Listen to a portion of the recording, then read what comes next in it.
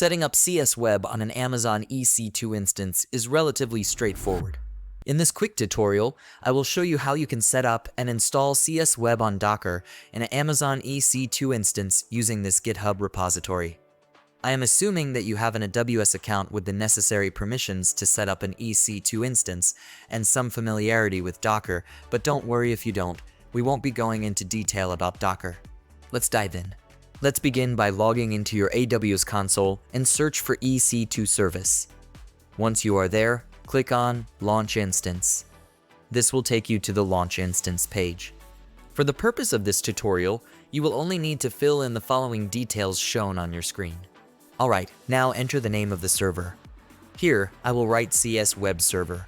You can use any name you want, just remember, it's always best to come up with a naming convention and stick to it. Next, select the AMI image. I am using Ubuntu under the Quick Start. Next, select the instance type. Moving on with key pair, click on the drop-down and select Proceed without a key pair.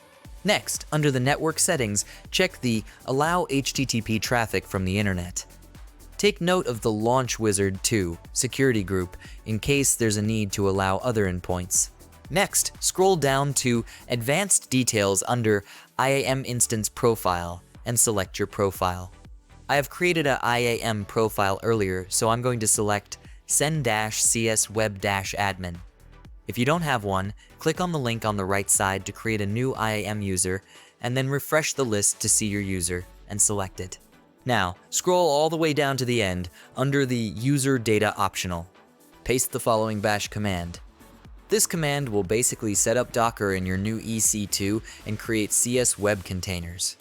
The script will be provided in the video description. Finally, review your settings and click Launch Instance to create your EC2 instance. This usually takes about 5 minutes or so to finish. Now, check on your instance by clicking on the instances and selecting the instance ID. Under Public IPv4 address, copy the address and paste it on a new tab. You should now be welcomed with the csweb login screen. Enter the default username and password to access the dashboard.